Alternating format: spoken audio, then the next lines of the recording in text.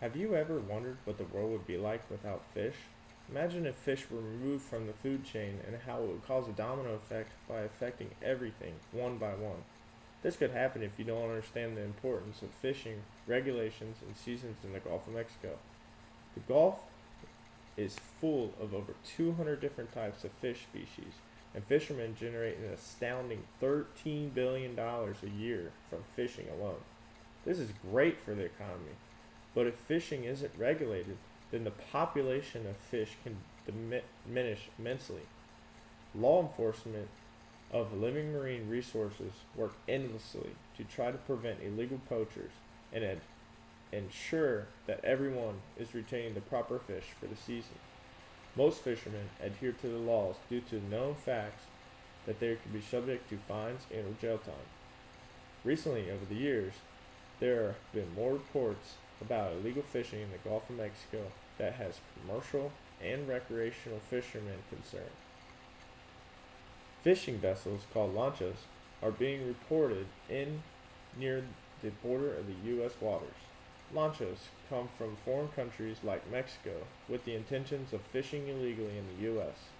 This is causing a major impact to our environment, financially, and physically to the population of our fish. Sea turtles and grouper fish are already on the endangered species list as well as others. Some illegal fishermen are using nets that are several miles long to catch fish. Over 1,800 pounds of fish are illegally caught and harvested every second worldwide, according to the news article by Chad Wilbanks. The Gulf has some of the most illegal fishing in the United States alone. Fishing has to be regulated in order to protect our environment. National Oceanic and Atmospheric Administration, NOAA, was founded in 1970 after Richard Nixon proposed the idea of having an agency and served the life and property for natural hazards and to understand the environment better for our marine resources. With this agency in place, we have a federal regulation on our environment in order to protect our natural resources. Identifying fish can sometimes be very difficult. There are over 200 species of fish alone in the Gulf of Mexico that inhabit the ocean. The best way to start identifying fish is to put them in groups. Snapper, grouper, and triggerfish are some examples of finfish. After the fish are placed into groups, they can be broken down into the general size, color, and fin type. Both groups, groupers and snappers, can get very large. Groupers typically live at the bottom of the ocean and around 100 feet. Snappers generally live in shallow waters around 50 feet. Groupers have a round pectoral fin, while snappers have a pointier fin. Triggerfish usually have a large spike on their back and have very sharp teeth. Red snapper fish are one of the most common fish in the Gulf of Mexico by recreational fishermen. With the price of $10 a pound, it is very sought after fish. Red snapper was becoming extinct at one time, but NOAA set up a system to allow for them to spawn and has placed regulations on the seasons, size of the fish, as well as the limit that they can be retained. This has helped cut down on the decreasing population on the red snapper, which allows them to repopulate. Scientists have discovered that the cycles of fish over the years to determine when they can be harvested safely in order to not disturb them during their spawning seasons. The size of the fish has to do with the maturity level. If the fish is under 16 inches, it cannot be retained during the fishing season for red snappers. The bag limit for red snapper is 2 per person. This helps cut down on the loss of fish for the season and allows fishermen to fish for the biggest ones, knowing that they can only retain 2.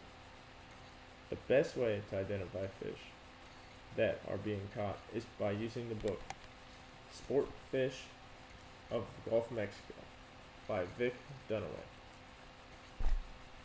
This book has a description of all the fish located in the Gulf of Mexico and gives very detailed information on where they can be found and the size that can be expected. Recreational fishermen are fishermen that are out fishing on small boats, pleasure fishing. This is the normal public fisherman way for catching fish. Commercial fishermen are fishermen that are fishing for a living.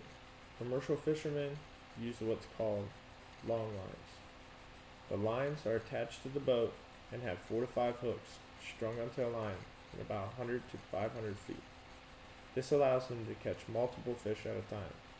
Commercial fishermen are not allowed to use live bait, while recreational fishermen are.